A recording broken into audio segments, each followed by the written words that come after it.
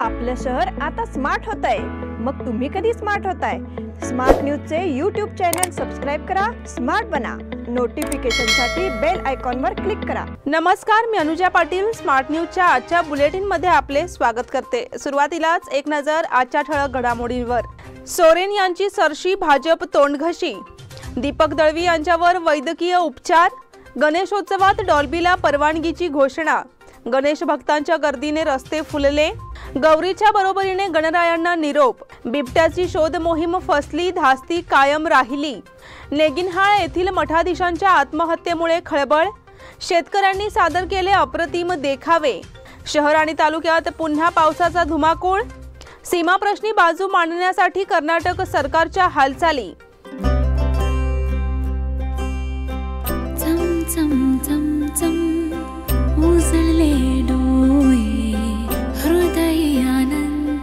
BS Channabasappa and Sons, the textile mall at Tilakwadi, Belagavi. सुख करता दुख हरता वार्ता विघ्नाची, पूर्वी पूर्वी प्रेम कृपा जयाची, सर्वांगी सुंदर शेंदुराची, कंठी सलके माल मुक्ता फळांची। जय देव जय देव, तेरा ही नाम पुकारूं मैं, साथ तेरा बस जाऊं मैं। आणि आता पाहूया सविस्तर बातम्या। झारखंडमध्ये गेल्या काही दिवसांपासून मोठ्या प्रमाणात राजकीय उलथापालट झाली आहे। झारखंडचे मुख्यमंत्री हेमंत सोरेन यांची आमदारकी धोक्यात आली होती। या राजकीय गोंधळाच्या पार्श्वभूमीवर सोरेन यांनी आज विधानसभेचे विशेष अधिवेशन बोलावले होते। अधिवेशनादरम्यान मांडण्यात आलेला विश्वासदर्शक ठराव हेमंत सोरेन यांनी जिंकला आहे। सभागृहात पहिल्यांदाच आवाजी मतदानाने विश्वासदर्शक ठराव मंजूर करण्यात आला। सरकारच्या बाजूने 48 मते पडली तर विरोधी एकही मत पडले नाही। विरोधी पक्ष भाजपाने मतदानावर बहिष्कार टाकला। या सर्व प्रकारांमुळे हेमंत सोरेन यांची सरशी झाली असून भाजप तोंडघशी पडला आहे। झारखंडमध्ये सत्ताधारी यूपीए आघाडीचे सुमारे 30 आमदार रायपूरला गेले होते। सोमवारी विधानसभेच्या विशेष अधिवेशनात सहभागी होण्यासाठी रविवारी दुपारी रांचीला परतले। या आमदारांना 30 ऑगस्ट पासून रायपूर जवळील एका रिसॉर्टमध्ये ठेवण्यात आले होते। या सर्व आमदारांबरोबर काल संध्याकाळी मुख्यमंत्री हेमंत सोरेन यांनी विश्वास ठरावाबाबत चर्चाही केली होती। भाजपकडूनही रविवारी सायंकाळी आमदारांची बैठक बोलाविण्यात आली होती। या बैठकीत आजच्या विशेष अधिवेशनासंदर्भात चर्चा करण्यात आली। या बैठकीत आमदारांना अनेक सूचना देण्यात आल्या होत्या। तसेच भाजपच्या सर्व आमदारांना अधिवेशनात सक्तीने सहभागी होण्याचे निर्देशही देण्यात आले होते। विरोधी पक्षनेते बाबूलाल मरांडी यांनी सुद्धा भाजपाची रणनीती ठरविण्यासाठी आज सकाळी 9च्या सुमारास बैठक घेतली होती।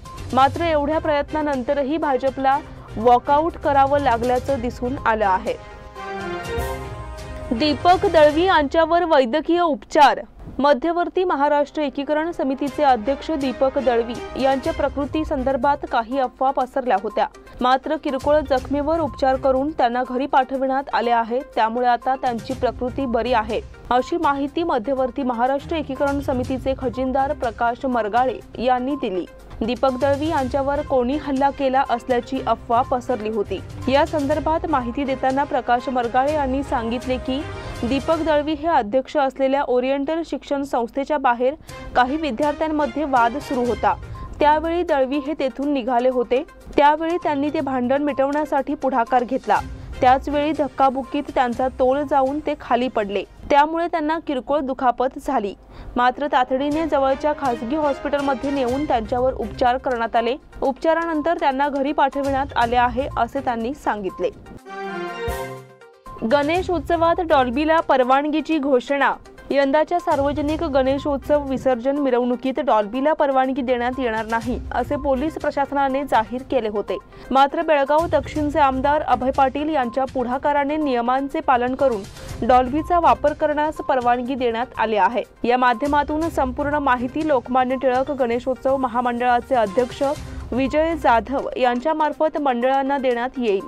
असे आमदार अभय पाटील यांनी सांगितले। पोलीस प्रशासनाने डॉल्बीवर निर्बंध असल्याचे सांगून कायद्यावर बोट ठेवले होते, मात्र आमदार अभय पाटील यांनी राज्याचे मुख्यमंत्री बसवराज बोम्मई यांच्याशी संवाद साधून बेळगावातील गणेशोत्सवाच्या संदर्भात चर्चा केली। त्यानंतर मुख्यमंत्र्यांनी याबाबत योग्य निर्णय घेण्याची ग्वाही दिली। नियमानुसार डॉल्बीचा वापर करण्याची सूचना देऊन उत्सव आनंदात आणि उत्साहात पार पडावा यासाठी योग्य पावले उचलण्याचे जाहीर करण्यात आले। त्यानुसार आता डॉल्बी वापराला अनुमती मिळाल्याने गणेश भक्तांचा उत्साह दुणावला आहे। जे गणेशोत्सवाच्या विसर्जनच्या संदर्भामध्ये सगळ्यांना एक उत्सुकता आहे आणि कौतुक म्हणजे एक सगळ्यांचं युवक मंडळ जे आहेत गणेशोत्सव मंडळ त्यांची अपेक्षा आहे की डॉल्बी लावायला पाहिजे। तर सुप्रीम कोर्टचे काही निर्णय अटीमुळे काही रिस्ट्रिक्शन पोलीस डिपार्टमेंटने घातलेले आहेत। तर आज आम्ही सगळे येऊन पोलीस वरिष्ठ अधिकाऱ्यांच्या बरोबर चर्चा केलेली आहे। त्याच्या अगोदर आपल्या राज्यातले मंत्रींच्या बरोबर चर्चा केलेली आहे आणि कानून जे आहे त्यांच्याबरोबर जे तज्ज्ञ आहेत त्यांच्याबरोबर चर्चा करून सुप्रीम कोर्टच्या गाईडलाईनच्या अंतर्गत काय वाट पडू शकतो या चर्चा करून डॉल्बी लावण्याचा एक निर्णय घेतलेला आहे। आणि या संपूर्ण माहिती लोकमान्य टिळक गणेशोत्सव महामंडळाचे अध्यक्ष विजय जाधव आणि हवळ साहेब आणि त्यांचे सहकारी प्रत्येक मंडळाला भेट देऊन त्याची संपूर्ण माहिती देतील। त्या पद्धतीनं डॉल्बी लावून जे आपले गाईडलाईन आहेत त्याप्रमाणे आपण हा सोहळा 9 तारखेला साजरा करू। गणेश भक्तांच्या गर्दीने रस्ते फुलले। यंदा निर्बंधमुक्त वातावरणात गणेशोत्सव साजरा होत असून गणेश भक्तांमध्ये उत्साहाचे वातावरण आहे। 1.5 दिवस आणि 5 दिवसांच्या बाप्पांचे विसर्जन झाले असून गणेश दर्शनासाठी भाविकांची गर्दी होत आहे। त्यामुळे रात्री उशिरापर्यंत रस्ते फुलून जात आहेत। गत 2 वर्षे कोरोनामुळे गणेशोत्सव साधेपणाने साजरा करण्यात आला, त्यामुळे भाविकांना गणेश दर्शन घेता आले नाही। मात्र यंदा कोरोना निर्बंध नसल्याने गणेशोत्सवात भाविकांच्या आनंदाला पारावर उरलेला नाही। दुपारी ग्रामीण भागातील भाविक गणपती तसेच देखावे पाहण्यासाठी गर्दी करत आहेत। यंदा शहरातील अनेक मंडळांनी उंच गणेश मूर्तीची प्रतिष्ठापना केली असून भाविकांचे लक्ष वेधून घेत आहेत। अनगोळ येथील राजहंस गल्लीतील 22 फूट उंच गणेश मूर्तीची प्रतिष्ठापना करण्यात आली आहे। तसेच संभाजी रोड खासबाग येथे 15 फूट, अनगोळ येथील संभाजी चौक येथील 17 फूट मूर्ती भाविकांचे आकर्षण ठरत आहे। खडक गल्ली येथे 12 फूट उंच श्रीमूर्ती पाहण्यासाठीही गर्दी होत आहे। शहरात अद्याप हलते देखावे खुले करण्यात आलेले नाहीत, तरीही श्रीमूर्ती पाहण्यासाठी गर्दी होत आहे। शहर उपनगरात 400हून अधिक सार्वजनिक मंडळांनी श्रीमूर्तीची प्रतिष्ठापना केली आहे। मंडपात मंडळांनी लावलेले विविध जागृतीपर फलकही भाविकांचे लक्ष वेधून घेत आहेत। गौरीच्या बरोबरीने गणरायांना निरोप। माहेरवाशीण म्हणून आलेल्या गौराईचे विसर्जन सोमवारी करण्यात आले। त्याचप्रमाणे गौरीबरोबर बाप्पांचे विसर्जन करण्याचा प्रघात जपलेल्या मंडळींनी सोमवारी देखील श्री विसर्जन केले। मंगळवारी 7व्या दिवशीच्या श्रीमूर्तींचे विसर्जन करण्यात येणार आहे। मागील 4 दिवसांपासून घरोघरी गौराईचं स्वागत आणि पूजन सोहळा सांग्र संगीत पार पडला होता। गणेशोत्सवातील या उत्सव पर्वात आता घरगुती बाप्पांच्या विसर्जनाचे सोहळे सुरू झाले आहेत। त्या पाठोपाठ सार्वजनिक उत्सवातील देखाव्यांचे दर्शन घेण्याचा उत्साह दुणावतो आहे। आपापल्या प्रथेनुसार श्री विसर्जन करण्याचा सोहळा भक्तगण करीत आहेत। त्यामुळे शहरातील अनेक विसर्जन तलावांच्या ठिकाणी भक्तांचा संचार वाढला आहे। सोमवारी रात्री उशिरापर्यंत 5व्या दिवसाचे श्री विसर्जन सुरू होते। त्यावेळी फटाक्यांच्या आतषबाजीने परिसर दणाणून गेला होता। बिबट्याची शोध मोहीम फसली, धास्ती कायम राहिली। मागील तब्बल 1 महिन्यापासून आपली दहशत निर्माण केलेल्या बिबट्याने आता तालुक्याच्या काही भागात धुमाकूळ घातला आहे। एकीकडे वन खात्याची शोध मोहीम फसली आहे, तर दुसरीकडे ग्रामीण भागातील रहिवाशांची धास्ती वाढली आहे। गेल्या महिनाभरापासून गुंगारा देत असलेल्या बिबट्याचा शोध घेण्यासाठी सकाळी वन आणि पोलीस खात्यातर्फे पुन्हा गोल्फ मैदान परिसरात कोम्बिंग ऑपरेशन राबविण्यात आले। 250हून अधिक कर्मचाऱ्यांनी संयुक्तरित्या सकाळी 8:30 ते 11 पर्यंत गोल्फ मैदान परिसर ढुंडाळून काढला होता, पण बिबट्या कोठेच आढळून आला नाही। त्यामुळे सोमवारपासून शोध मोहीम थांबवण्यात आली। तसेच या भागातील बंद ठेवण्यात आलेल्या शाळा पुन्हा सुरू करण्याचा आदेश बजावण्यात आला आहे। त्यानुसार सोमवारी शिक्षक दिनाचे आयोजन करून शाळांचा प्रारंभ करण्यात आला। वन खात्याकडून या भागात यापुढे केवळ 8 ते 10 कर्मचारी केवळ देखरेख करणार आहेत। एकूणच वन खात्याच्या कार्याबद्दल नागरिकातून संताप व्यक्त केला जात होता। अलीकडे तपास मोहीम पूर्णपणे थंडावली होती। आमच्या बाकणू गावामध्ये काल जनावरं सोडलेली होती सातेरी गोडसे यांची. शेतामध्ये गेल्यानंतर त्यांनी किंवा वाघ आला आणि त्या बैलाला जखमी केलं आणि प्रशासनाने याची दखल घेऊन कायमस्वरूपी याच्यावर बंदोबस्त करावा असं त्यांना मी विनंती करतो. आणि हा मालक शेतकरी असल्यानं त्यानं परिस्थिती चांगली असल्याकारणानं प्रशासनाने त्याला थोडीफार मदत करावी अशी मी प्रशासनाला विनंती करतो. नेगिनहाळ येथील मठाधीशांच्या आत्महत्येमुळे खळबळ. एकीकडे चित्रदुर्ग मठाचे मुरघाशरण स्वामीजी अडचणीत आलेले असताना बेळगाव जिल्ह्यातील बैलहोंगल तालुक्यात एका मठाच्या मठाधीशांनी आत्महत्या केल्याची खळबळजनक घटना उघडकीस आली आहे. त्यामुळे बेळगाव परिसरातील मठाधीशांच्या वर्तुळात तसेच संपूर्ण लिंगायत समाजात खळबळ माजली आहे. नेगिनहाळ येथील गुरु माडिवाळेश्वर मठाचे मठाधीश बसव सिद्धलिंग स्वामीजी यांनी गळफास घेऊन आत्महत्या केल्याची घटना सोमवारी सकाळी उघडकीस आली. मागील 15 वर्षापासून ते या मठाची धुरा सांभाळत होते. रविवारी रात्री त्यांनी आपल्या सहकारी सदस्यांशी विविध मुद्द्यांवर चर्चा केली. सोमवारी सकाळी ते नियोजित वेळेत उठले नाहीत. त्यामुळे सेवक भक्तांनी जाऊन पाहिले असता त्यांनी आत्महत्या केल्याचे उघड झाले. त्यांनी आपल्या मृत्यूपूर्वी एक चिठ्ठी लिहून ठेवली आहे. त्यामध्ये मुरघाशरण स्वामीजी यांच्यावरील आरोपांच्या संदर्भात दोघा महिलांनी केलेल्या संभाषणाच्या मुद्द्याचा उल्लेख केला आहे. विशेष म्हणजे या दोघा महिलांच्या संवादामध्ये बसव सिद्धलिंग स्वामीजींचा उल्लेखही आला आहे. चित्रदुर्ग मठाचे मुरघाशरण स्वामीजी यांच्यावर लैंगिक शोषणाचे आरोप झाल्यानंतर त्याबद्दलची माहिती बसव सिद्धलिंग स्वामीजी यांच्याकडे होती का, या दृष्टीने आता तपासाची चक्रे गतिमान होत आहेत. पोलीस उपअधीक्षक शिवानंद कटगी यांनी घटनास्थळी भेट देऊन पुढील चौकशीला प्रारंभ केला आहे. शेतकऱ्यांनी सादर केले अप्रतिम देखावे. गणेशोत्सव हे समाजातील अनेक व्यथांना वाचा फोडण्याचे माध्यम आहे. त्यामुळे गणेशोत्सवातील देखाव्यांमधून आपली कल्पकता दाखविण्याची कामगिरी केली जाते. सार्वजनिक गणेशोत्सव मंडळाकडून सामाजिक विषयांवरील देखावे सादर केले जातात. त्याचबरोबर गणेशोत्सव साजरा करणारी शेतकरी मंडळी देखील आपल्या व्यथा देखाव्यांच्या माध्यमातून प्रकट करतात. याचे प्रत्यंतर बेळगावातील काही शेतकऱ्यांनी आणून दिले आहे. अन्नपूर्णेश्वरी नगर, येळूर रोड, वडगाव येथील स्वयं दरवंदर या युवकाने केलेला शेतकरी राजाचा देखावा लक्षवेधी ठरला आहे. तसेच अनगोळ येथील प्रकाश अनगोळकर यांनी देखाव्याच्या माध्यमातून पर्यावरण रक्षणाचा संदेश दिला आहे. त्यामुळे या कल्पकतेचे विशेष कौतुक होत आहे. शहर आणि तालुक्यात पुन्हा पावसाचा धुमाकूळ. वळी व सरींच्या माऱ्याप्रमाणे झालेल्या तुफान पावसाने शहर आणि तालुक्याला पुन्हा एकदा झोडपून काढले. सोमवारी सकाळी 11च्या सुमारास आलेल्या पावसाने शहरात सर्वत्र पाणीच पाणी केले, तर तालुक्यात अनेक ठिकाणी शिवारात पाणी साचल्याचे दिसून आले. मागील आठवड्यापासून पावसाची जोरदार हजेरी लागत आहे. अधूनमधून कोसळणारा जोरदार सरींचा मारा संपूर्ण शहरात होत आहे. त्यामुळे ठिकठिकाणी पाण्याचे लोंढे वाहताना दिसत आहेत. शहरातील आणि उपनगरी भागातील अनेक ठिकाणी पावसाच्या वर्षावाने पाण्याची तळी साचली होती. दैनंदिन कामासाठी ये-जा करणाऱ्या नागरिकांना पाण्याच्या तळ्यातून प्रवास करण्याची वेळ आली होती. त्यामुळे स्मार्ट सिटीमध्ये निर्माण झालेल्या समस्या पुन्हा एकदा ठळकपणे सामोऱ्या आल्या आहेत. बेळगाव तालुक्याच्या अनेक भागात देखील पावसाने कहर केला. अवघ्या तासभरात जोरदार पाऊस झाल्याने शेतांमध्ये पाणी साचले होते. सीमा प्रश्नी बाजू मांडण्यासाठी कर्नाटक सरकारच्या हालचाली. सर्वोच्च न्यायालयात 23 नोव्हेंबरला महाराष्ट्र कर्नाटक सीमा प्रश्नाबाबत महत्त्वपूर्ण सुनावणी होणार आहे.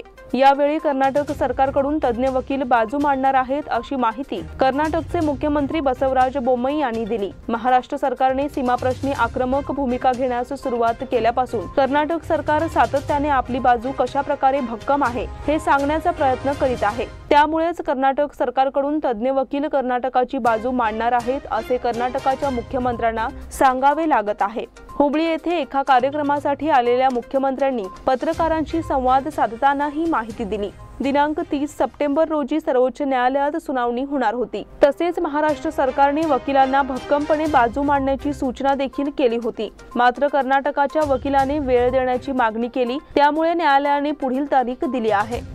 आणि आता वेळ झाली आहे छोट्याशा विश्रांतीची. तुम्ही पाहत रहा स्मार्ट न्यूज.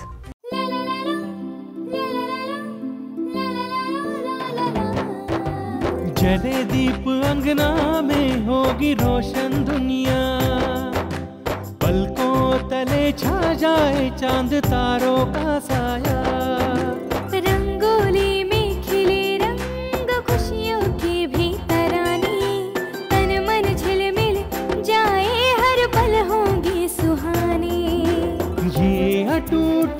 धन खिले हर आशियाना, रंग वस्त्रों का खजाना मन भाए आराधना, रंग वस्त्रों का खजाना मन भाए आराधना। आराधना मारुति गली बेलगाम, मन भाए आराधना। बेलगाम वासियों के पसंद में उतरा उड़ान बार एंड रेस्टोरेंट।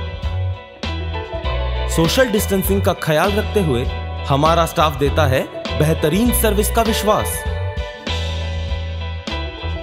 यहां है पार्टी और फंक्शन के लिए 3 आलीशान हॉल, कारपोरेट डिनर मीटिंग के लिए 3 अलग कक्ष, IPL मैच देखने के लिए 3 बड़े स्क्रीन की विशेष सुविधा। इसके साथ ही साफ सुथरा किचन, जहां हमारा वेल क्वालिफाइड स्टाफ देता है क्वालिटी और हाइजीनिक फूड की गारंटी। तो फिर खाने की हो बात तो आना परिवार के साथ। उड़ान बार एंड रेस्टोरेंट, लिंगराज कॉलेज के पास, बेलगावी।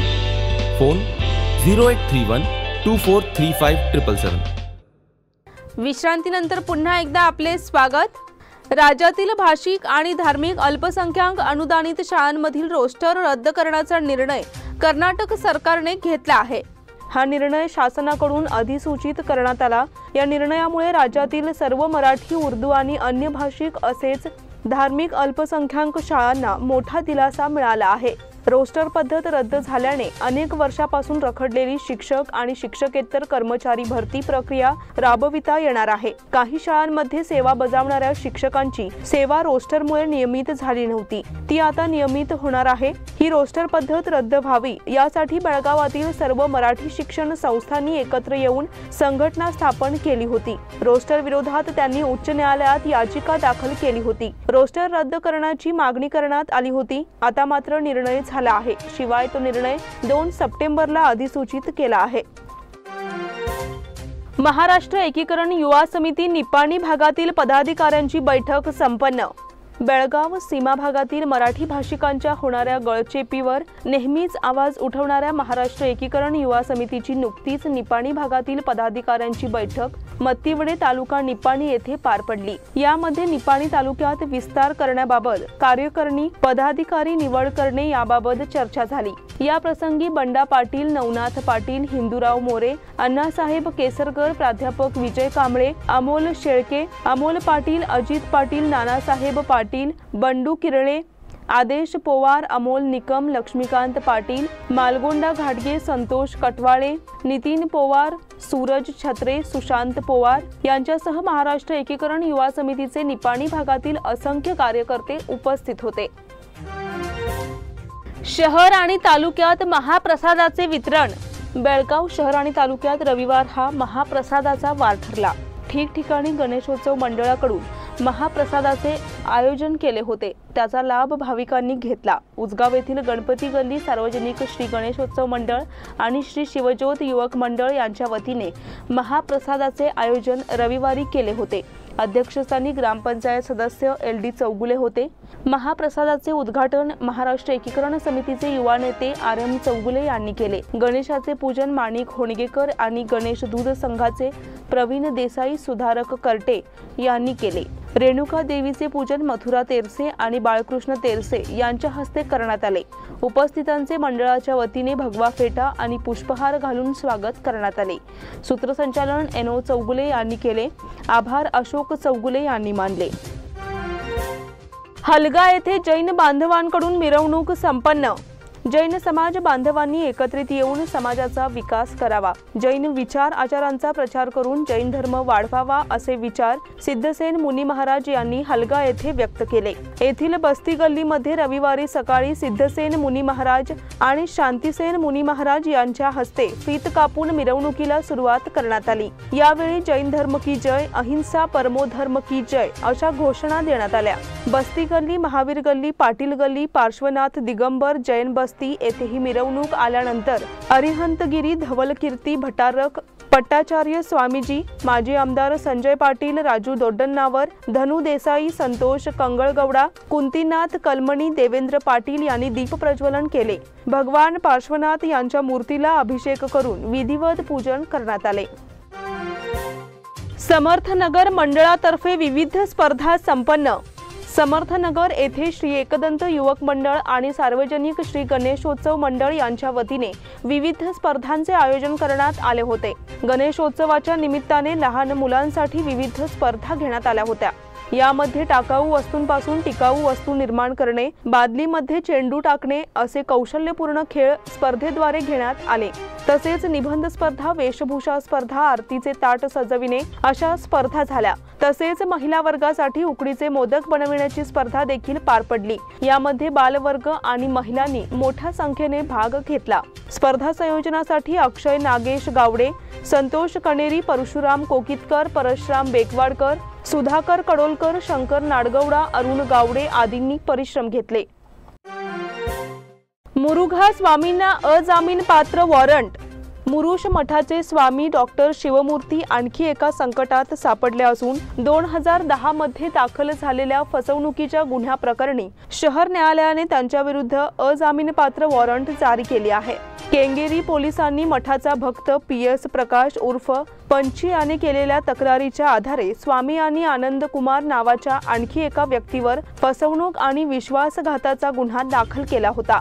तक्रारदाराने आरोप केला होता की दक्षिण बेंगळूरमधील केंगेरी विभागातील सुलिकेरे गावात 7.18 एकर जमीन आहे। मठाचे अध्यक्ष या नात्याने स्वामींनी ही जमीन फसवणुकीने आनंद कुमार यांना विकल्याचा आरोप आहे।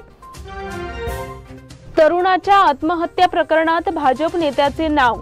मच्छे येथे एका युवकाने आत्महत्या केल्याची घटना दिनांक 3 रोजी उघडकीस आली होती। त्या तरुणाच्या आत्महत्या प्रकरणात तालुक्यातील एका भाजप नेत्याचा हात असल्याचे समोर आले आहे। मच्छेतील नेहरू नगरात ही घटना उघडकीस आली। सॅव्हियो विन्सेंट पिल्लई, वय 28, मूळ राहणार गणेशनगर हिंडलगा, सध्या राहणार मच्छे असे त्याचे नाव आहे।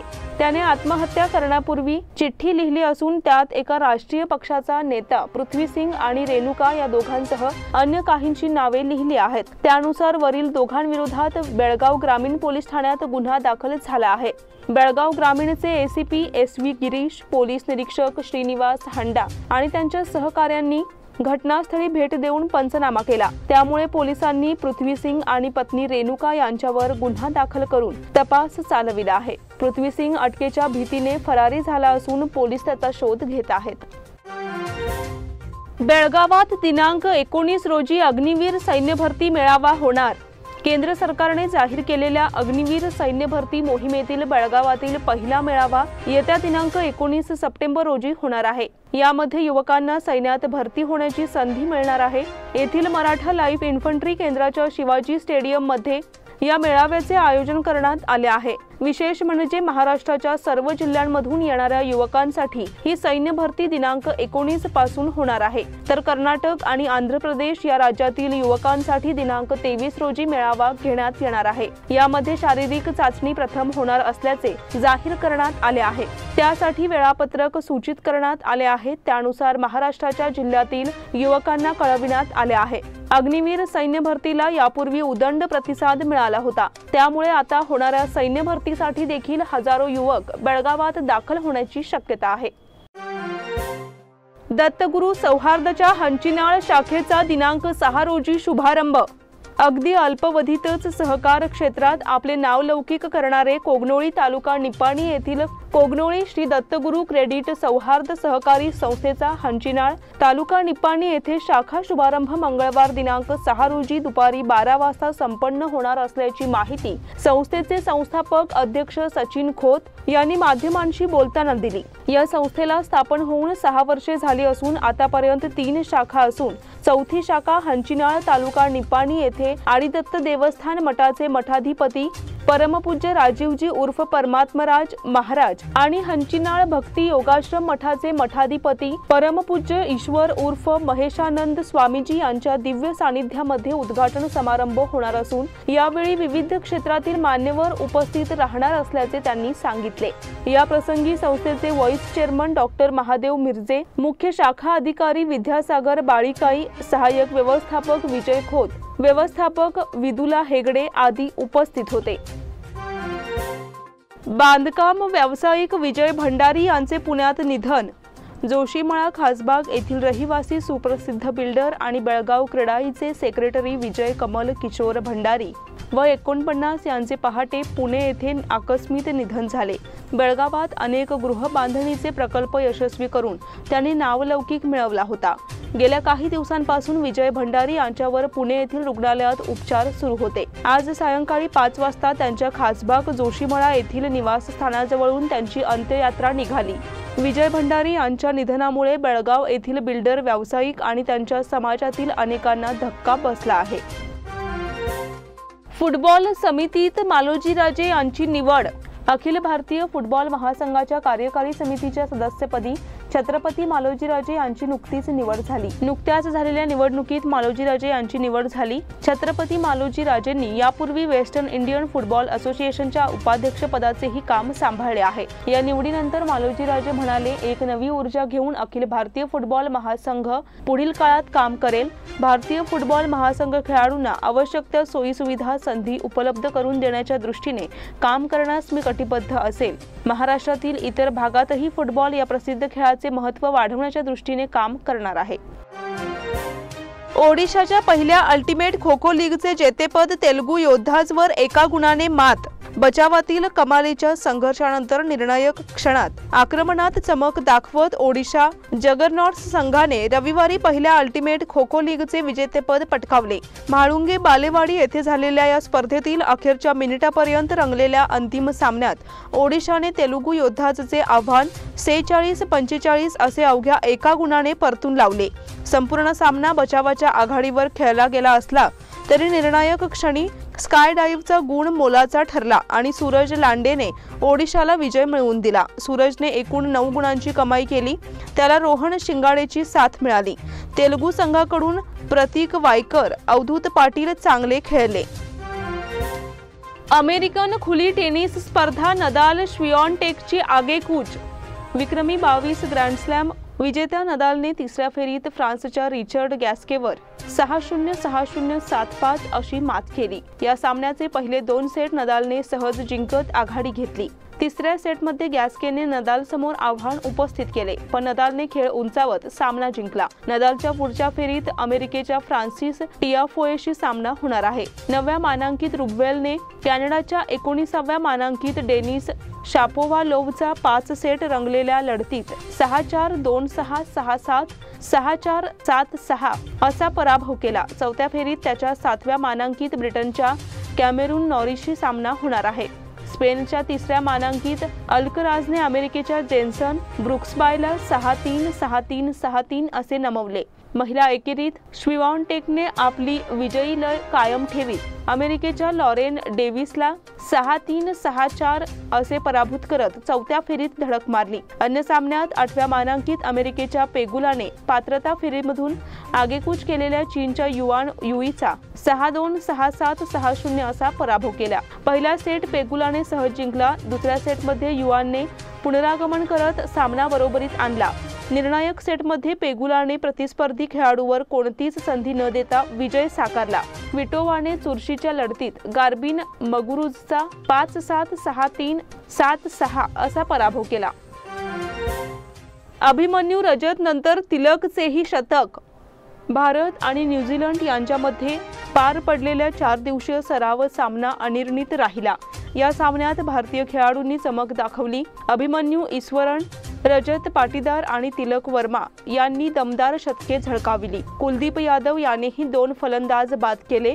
जो कार्टरच्या 197 धावांच्या धडाकेबाज खेळीच्या जोरावर न्यूझीलंड अ संघाने पहिल्या डावात 400 धावा फटकावल्या. त्यानंतर भारत अ संघाने अभिमन्यू ईश्वरन, रजत पाटीदार आणि तिलक वर्मा यांच्या शतकी खेळीच्या जोरावर पहिल्या डावात 6 बाद 571 धावा फटकावल्या. तिलक वर्मा याने रविवारी शतक साजरे केले. त्याने 9 चौकार आणि 6 षटकारांच्या सहाय्याने 121 धावांची खेळी केली. भारत अ संघाने डाव सोडण्याचा निर्णय घेतला. त्यानंतर न्यूझीलंड अ संघाने दुसऱ्या डावात 4 बाद 133 धावा केल्या. रचिन रवींद्रने सर्वाधिक 40 धावांची खेळी केली. भारताकडून अझर नागवासवल्ला आणि यश दयालने प्रत्येकी एक फलंदाज बाद केला। डावखुरा फिरकी गोलंदाज कुलदीप यादव याने 38 धावा देत 2 फलंदाज बाद केले। प्रसिद्ध कृष्णाला दुखापत झाल्याने भारत अ संघामध्ये पुढील सामन्यांसाठी शार्दूल ठाकूरची निवड करण्यात आली आहे, अशा प्रकारे वृत्त मीडियामधून समोर आले आहे।